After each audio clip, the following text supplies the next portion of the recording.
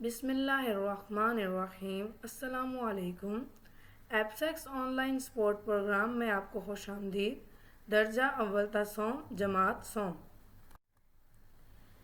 جی، جس کتاب کا ہم آج مطالعہ کرنے جا رہے ہیں وہ ہے ہماری اسلامیات کی کتاب جماعت سوم کے لیے، صفحہ نمبر 35 اور 36، سبق نمبر باب سوم سیرت طیبہ صلی اللہ علیہ وآلہ وسلم۔ آج کے سبق کا ہمارا عنوان ہے سفر شام۔ استعمال ہونے والے تدریسی ذرائع میں شامل ہیں کمپیوٹر، موبائل، لیپ ٹاپ۔ سبق کا تعارف یا سبق کا خلاصہ۔ اس سبق میں ہم حضرت محمد صلی اللہ علیہ وآلہ وسلم کی ابتدائی زندگی کے بارے میں آگاہی حاصل کریں گے۔ حضرت محمد صلی اللہ علیہ وآلہ وسلم اللہ تعالیٰ کے آخری نبی ہیں۔ آپ صلی اللہ علیہ وآلہ وسلم پورے عالم کے لیے رحمت للعالمین بنا کر بھیجے گئے۔ تو پیارے بچوں، آج کے سبق میں ہم حضرت محمد صلی اللہ علیہ وآلہ وسلم کی ابتدائی زندگی یعنی ان کے بچپن کے بارے میں جانیں گے۔ تو اس سبق کو ہم آگے بڑھاتے ہیں۔ سبق کو آگے بڑھانے سے پہلے ہم آج کی اچھی بات جان لیتے ہیں کہ آج کی اچھی بات کیا ہے۔ جی بچوں، تو آج کی اچھی بات ہے اپنے بڑوں کا احترام کریں۔ آج کی اچھی بات کیا ہے؟ اپنے بڑوں کا احترام کریں، اپنے بڑوں کا خیال رکھیں، ان کی کسی مشکل میں مدد کر دیں اور ان کا بہت زیادہ احترام کریں۔ اسی طرح اپنے رشتہ داروں میں اپنے بڑوں کا بھی احترام کریں، اور اگر آپ کہیں جائیں تو وہاں پر بھی آپ کو کوئی بزرگ نظر آئے اور اس کو اگر آپ کی مدد کی ضرورت ہو تو آپ اس کی بھی مدد کریں، کیونکہ وہ بھی آپ کے بڑوں میں شامل ہوتے ہیں۔ جی بچوں، تو آج کی اچھی بات کیا ہے؟ اپنے بڑوں کا احترام کریں اور ان کی دیکھ بھال کریں اور ان کا خیال رکھیں۔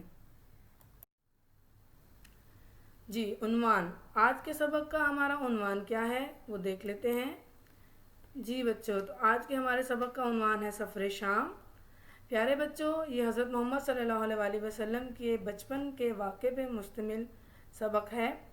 یہ بہت ہی دلچسپ سبق ہے، اس کو پڑھ کر آپ کو بہت ہی خوشی ہوگی اور آپ کو بہت ہی وہ مزہ آئے گا۔ پیارے بچوں، یہ وہ ملک ہے جس کے سفر کے بارے میں ہم آج پڑھیں گے۔ یہ سفر شام جس پر یہ آج سبق ہے، یہ اس ملک کی تصویر ہے، یعنی کہ یہ ملک شام کی تصویر ہے۔ آپ کو اس تصویر کو دیکھ کے نظر آ رہا ہوگا کہ یہ کتنا ہی ریتلا اور مشکل سا اور پہاڑی سا علاقہ ہے۔ تو آج ہم دیکھیں گے کہ اس سفر شام کے سبق میں ہم کیا پڑھتے ہیں۔ سبق کو پڑھنے سے پہلے سبق کے تدریسی مقاصد پر ایک نظر ڈال لیتے ہیں۔ آج کا سبق پڑھنے کے بعد آپ اس قابل ہو جائیں گے کہ حضرت محمد صلی اللہ علیہ وآلہ وسلم کے اپنے چچا کے ہمراہ کیے جانے والے سفر تجارت کے بارے میں جان سکیں گے۔ حضور اکرم صلی اللہ علیہ وآلہ وسلم کی بحیرہ راہب سے ملاقات کے واقعے سے آگاہ ہوں گے۔ اور آج کے سبق کی ہماری معیار کامیابی کیا ہے؟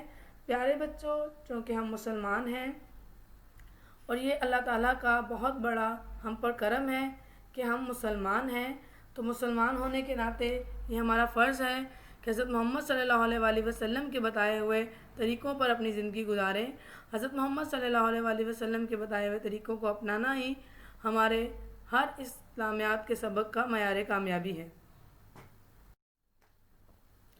جی بچوں، اب ہم سابقہ واقفیت کی جانچ کی طرف بڑھتے ہیں۔ سابقہ واقفیت کی جانچ کا پہلا سوال ہے کہ آپ صلی اللہ علیہ وآلہ وسلم کے دادا کا نام کیا تھا؟ جی بچوں، آپ صلی اللہ علیہ وآلہ وسلم کے دادا کا نام کیا تھا؟ جی، مجھے معلوم ہے کہ آپ کو اس کا جواب آتا ہوگا، کیونکہ حضرت محمد صلی اللہ علیہ وآلہ وسلم کے دادا کا نام ہم بچپن سے پڑھتے ہوئے آ رہے ہیں۔ آپ صلی اللہ علیہ وآلہ وسلم کے دادا کا نام حضرت عبد المطلب تھا۔ آپ صلی اللہ علیہ وآلہ وسلم کے دادا کا نام حضرت عبد المطلب تھا۔ جی بچوں، اگلا سوال، دادا کی وفات کے بعد آپ صلی اللہ علیہ وآلہ وسلم کی پرورش کس نے کی؟ دادا کی وفات کے بعد آپ صلی اللہ علیہ وآلہ وسلم کی پرورش کس نے کی؟ جی بچوں، کس نے کی؟ جی بالکل درست، دادا کی وفات کے بعد آپ صلی اللہ علیہ وآلہ وسلم کی پرورش آپ کے پیارے چچا حضرت ابو طالب نے کی۔ دادا کی وفات کے بعد آپ صلی اللہ علیہ وآلہ وسلم کی پرورش آپ کے پیارے چچا حضرت ابو طالب نے کی۔ حضرت علی رضی اللہ تعالیٰ عنہ آپ صلی اللہ علیہ وآلہ وسلم کے کس چچا کے بیٹے تھے؟ جی بچوں،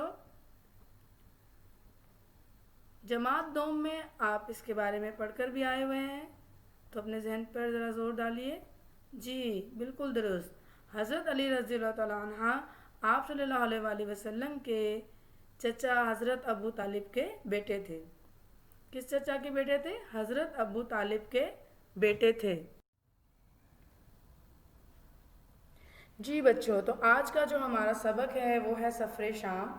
یہ آپ کی کتاب کے صفحہ نمبر 35 پر موجود ہے۔ جی بچوں، تو یہ آپ کو تصویر نظر آ رہی ہوگی جس میں ملک شام جانے والے تجارتی قافلوں کی گزرگاہ لکھا ہوا ہے۔ پیارے بچوں، اس سے پہلے ایک تصویر میں نے بھی آپ کو دکھائی تھی ملک شام کی، اسی طرح سے یہ ایک کتاب میں بھی تصویر موجود ہے۔ تو ان دونوں تصویروں کو دیکھ کر پہلے آپ اپنے ذہن میں یہ خاکہ بنا لیں کہ یہ جو ملک شام تھا اس دور میں یہ ریتلا علاقہ تھا، گرم علاقہ تھا، اور جگہ جگہ پہاڑ تھے، راستے بڑے دشوار تھے، یعنی وہاں سے سفر کرنا بڑا مشکل ہوتا تھا۔ تو پیارے بچوں، اس سبق کو پڑھنے سے پہلے میں آپ کو یہ بتا دوں کہ آج سے 1400 سال پہلے اور آج سے بہت سال پہلے جب دنیا میں پہیے کی ایجاد نہیں ہوئی تھی تو لوگ جو ہیں وہ سفر جو ہے وہ اونٹوں پر، گھوڑوں پر، گدھوں پر، ان چیزوں پر سفر کیا کرتے تھے، یا کبھی پیدل بھی سفر کرتے تھے۔ تو پیارے بچوں، سفر کرنے میں بہت زیادہ جو ہے وہ وقت درکار ہوتا تھا، کہ ایسا نہیں ہے جیسے آج ہم گاڑی میں بیٹھتے ہیں تو کسی جگہ پر، کسی مقام پر ایک دن میں پہنچ جاتے ہیں، ہوائی جہاز پہ بیٹھتے ہیں تو گھنٹوں میں پہنچ جاتے ہیں، لیکن اس زمانے میں یہ سہولتیں میسر نہیں تھیں۔ اس زمانے میں جو سفر تھے وہ اونٹوں پر یا گھوڑوں پر یا خچروں پر، ان چیزوں پر جو ہے وہ سفر کیے جاتے تھے۔ تو پیارے بچوں، ہوتا کیا تھا کہ جب سفر کے لیے نکلتے تھے تو کئی مہینے لگ جاتے تھے، تو اس لیے ساتھ میں وہ اپنا زادے راہ یعنی کہ سامان جو ہے وہ ساتھ لے جایا کرتے تھے۔ کئی جگہوں پر وہ پڑاؤ ڈالتے تھے، مطلب کہ وہ رکتے تھے، پھر وہ جو ہے آرام کرتے تھے، پھر جو ہے وہ سفر کرنا شروع کر دیتے تھے، کہ رات کو آرام بھی کیا جاتا تھا، پھر دن میں سفر کیا جاتا تھا، تو یہ سلسلہ اس طرح سے چلتا تھا۔ تو آپ کے ذہن میں ایک خاکہ بن گیا ہوگا کہ ہم اس وقت کے بارے میں پڑھنے جا رہے ہیں جب سفر بہت مشکل تھے، کیونکہ ہم سفر شام کے بارے میں پڑھ رہے ہیں تو آپ کو اس سفر کے بارے میں معلوم ہونا چاہیے کہ اس دور میں سفر کیسے ہوتے تھے۔ تو اب میں اس سبق کی جو ہے وہ پڑھائی کرتی جاؤں گی اور آپ اس کو ساتھ ساتھ جو ہے وہ سنتے جائیں گے اور اس کو سمجھتے جائیں گے، لیکن اپنے ذہن میں سفر کا خاکہ آپ نے بنا کے رکھنا ہے۔ حضور اکرم صلی اللہ علیہ وآلہ وسلم کے چچا حضرت ابو طالب کا پیشہ تجارت تھا۔ تو اور بچوں، یہ بھی میں آپ کو بتا دوں کہ اس زمانے میں بھی بزنس ہوتا تھا، جیسے آپ بزنس کہتے ہیں انگلش میں، اس کو ہم اردو میں تجارت کہتے ہیں۔ تجارت کا مطلب کیا ہوتا ہے کہ اپنا سامان بیچنا، ایک جگہ سے دوسری جگہ جو ہے وہ لے جانا اور اس کو بیچنا، ہے ہم اس کو تجارت کہتے ہیں۔ تو پیارے بچوں، جس طرح آج ہمارا پاکستان میں موجود سامان دوسرے ملکوں میں جاتا ہے اور لوگ دوسرے ملکوں میں جا کے بیچتے ہیں، اسی طرح اس زمانے میں بھی سامان تجارت جو ہے وہ ایک جگہ سے دوسری جگہ لے جا کر بیچا جاتا تھا۔ تو جو آپ کے چچا تھے ان کا پیشہ یعنی کہ روزگار تھا، جو روزی کمانے کا ذریعہ تھا، وہ تجارت تھا۔ جی، حضرت ابو طالب یعنی کہ آپ تجارت کی غرض سے ملک شام جایا کرتے تھے اور وہ اکثر اپنا سامان جو ہے وہ ملک شام میں جا کر بیچا کرتے تھے۔ حضور اکرم صلی اللہ علیہ وآلہ وسلم کی عمر تقریباً 12 سال تھی، یعنی کہ جس وقت یہ واقعہ پیش آیا تھا یا جس وقت یہ واقعے کی بات ہو رہی ہے اس وقت حضرت محمد صلی اللہ علیہ وسلم کی عمر جو ہے وہ 12 سال تھی۔ حضرت ابو طالب سامان تجارت لے کر ملک شام جانے کی تیاری کرنے لگے۔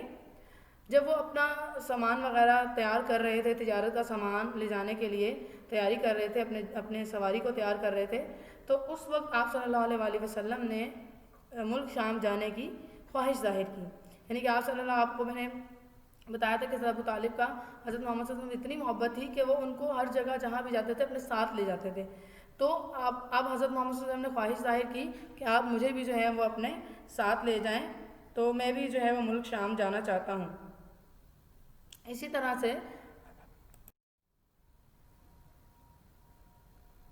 حضرت ابو طالب طویل اور دشوار سفر کی وجہ سے آپ صلی اللہ علیہ وآلہ وسلم کو ساتھ نہیں لے جانا چاہتے تھے۔ میں نے ابھی آپ کو بتایا، سبق شروع کرنے سے پہلے میں نے آپ کو یہ بتا دیا تھا کہ سفر بہت مشکل ہوتے تھے، راستے بہت کٹھن تھے۔ طویل کا مطلب بیٹا ہوتا ہے لمبا، طویل کا مطلب ہوتا ہے لمبا، اور دشوار گزار کا مطلب ہوتا ہے کہ جدھر سے گزرنا مشکل ہو، یعنی پہاڑی ہے، پتھریلی ہیں جو ہیں وہ راستے ہیں، تو اور ریتلے راستے ہیں، اس طرح کا وہ راستہ تھا، تو جہاں سے سفر بہت لمبا اور بہت مشکل تھا. اس وجہ سے حضرت ابو طالب حضرت محمد صلی اللہ علیہ وسلم کو اپنے ساتھ لے جانا نہیں چاہتے تھے. مگر آپ صلی اللہ علیہ وآلہ وسلم کے اصرار پر، یعنی کہ ان کے کہنے پر، بار بار کہنے پر، حضرت اصرار کا مطلب ہوتا ہے بار بار کہنا، حضرت ابو طالب آپ صلی اللہ علیہ وآلہ وسلم کو شام کے سفر پر ساتھ لے گئے. اب ٹھیک ہے، جب ان کے بھتیجے نے اتنا کہا تو حضرت ابو طالب ان کی بات کا انکار نہیں کر سکے تھے، اور وہ ان کو اپنے ساتھ لے گئے. جب حضرت ابو طالب بصرہ پہنچے تو عیسائی راہب بحیرہ سے آپ کی ملاقات ہوئی. اچھا جی، ابھی شام نہیں پہنچے ہیں، مکہ اور شام کے درمیان میں ایک جگہ ہے جس کا نام بصرہ ہے. ٹھیک ہے، یہاں پہ وہ رکے ہوئے ہیں، انہوں نے پڑاؤ ڈالا ہوگا، انہوں نے وہاں ریسٹ کرنے کے لیے وہ رکے ہوں گے، تو وہ جگہ تھی بصرہ. جب حضرت ابو طالب بصرہ میں رکے تو وہاں ان کی جو ملاقات ہے وہ ایک عیسائی راہب سے ہوئی. عیسائی راہب کہتے ہیں کہ یہ عیسائیوں کا، جیسے ہمارے مسجد میں مولوی ہوتے ہیں، اسی طرح یہ عیسائیوں کے راہب ہوتے ہیں جو انجیل اور توریت کے بہت بڑے عالم تھے. وہ شخص توریت اور انجیل کا بہت بڑا عالم تھا، یعنی کہ ان کو توریت کے بارے میں سارا علم تھا، اور انجیل کے بارے میں وہ سارا ان کو جو معلومات تھیں وہ اچھی خاصی موجود تھی ان کے پاس. اس نے جیسے ہی آپ صلی اللہ علیہ وسلم کے چہرہ دیکھا، چونکہ یہ توریت کو بھی پڑھ چکا تھا اور انجیل کو بھی پڑھ چکا تھا، تو پیارے بچوں میں آپ کی معلومات میں ایک اور اضافہ کر دوں کہ جو اصل تورات اور انجیل تھیں، اللہ تعالیٰ نے اس میں حضرت محمد صلی اللہ علیہ وسلم کے آنے کی بشارت دی ہوئی تھی. تو یہ چونکہ عیسائی جو راہب تھا یہ توریت اور انجیل کا بہت بڑا عالم تھا، اس لیے اس کو معلوم تھا کہ جو آخری نبی آئیں گے ان کی نشانیاں کیا ہیں. تو جیسے ہی اس نے حضرت محمد صلی اللہ علیہ وسلم کو دیکھا تو اس کو ان کے چہرہ مبارک پر نبوت کی نشانیاں نظر آئیں. انہوں نے ان کو دیکھ کے پہچان لیا کہ جس کا ذکر انجیل اور تورات میں ہوا ہے یہی وہ نبی ہیں، انہی کے چہرے پہ وہ نشانیاں موجود ہیں. اور چونکہ وہ جانتا تھا کہ جب حضرت محمد صلی اللہ علیہ وسلم نبوت کا اعلان کریں گے تو بہت سارے لوگ ان کے دشمن ہو جائیں گے اور ان کو تکلیف پہنچائیں گے، تو انہوں نے حضرت ابو طالب سے کیا کہا؟ انہوں نے حضرت ابو طالب سے کہا کہ اس بچے کو واپس لے جاؤ، یعنی کہ مکہ واپس لے جاؤ. کیوں لے جاؤ؟ کیونکہ اس کے چہرے پر آخری نبی کی نشانیاں ہیں. ایسا نہ ہو کہ راستے میں دشمن آپ لوگوں کو تکلیف پہنچائیں، کہ ایسا نہ ہو کہ کوئی اور بھی اس بارے میں جانتا اور وہ حضرت محمد صلی اللہ علیہ وسلم کو پہچان لے اور ان کو نقصان پہنچانے کی کوشش کرے. تو حضرت ابو طالب نے جب یہ سنا تو انہوں نے اپنا وہ مال وہیں پر بیچ دیا، یعنی کہ بصرہ میں اس مال کو بیچ کر وہ واپس مکہ آ گئے. تو پیارے بچوں، آپ نے سنا آپ کو آج کا سبق بھی بڑا دلچسپ لگا ہوگا کہ حضرت محمد صلی اللہ علیہ وسلم کیسے سفر کرنے گئے بچپن میں، اور بچپن میں ہی ان کو جو ہے عیسائی راہب نے پہچان لیا کہ یہ جو ہیں یہ حضرت محمد صلی اللہ علیہ وسلم اللہ تعالیٰ کے آخری نبی ہیں.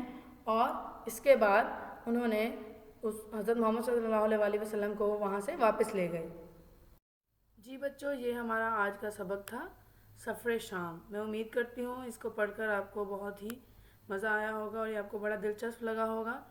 سبق کو اختتام تک لے جانے سے پہلے ہم اس کا اعادہ کر لیتے ہیں.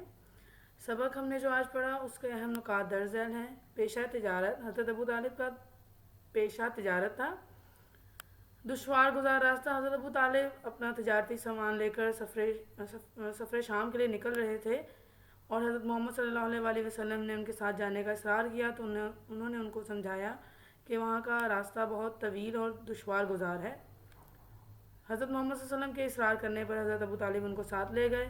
وہاں پر ان کی ملاقات بحیرہ راہب سے ہوئی. بحیرہ راہب نے حضرت محمد صلی اللہ علیہ وسلم کو دیکھتے ہی ان کو پہچان لیا کہ یہی وہ آخری نبی ہیں جن کا ذکر تورات اور انجیل میں کیا گیا ہے، اور ان کے چہرے پر نبوت کی نشانیوں کو دیکھ کر انہوں نے حضرت ابو طالب سے کہا کہ اس کو آپ واپس لے جائیں، کیونکہ میں اس بات سے خوف زدہ ہوں کہ کہیں دشمن آپ کو راستے میں نقصان نہ پہنچائے.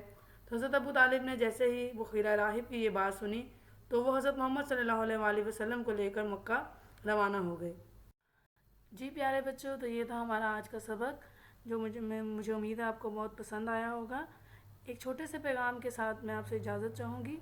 اپنا خیال رکھیں، اپنے ارد گرد والوں کا خیال رکھیں، خوش رہیں اور خوش رکھنے کی کوشش کریں اور ہمیشہ مسکراتے رہیں.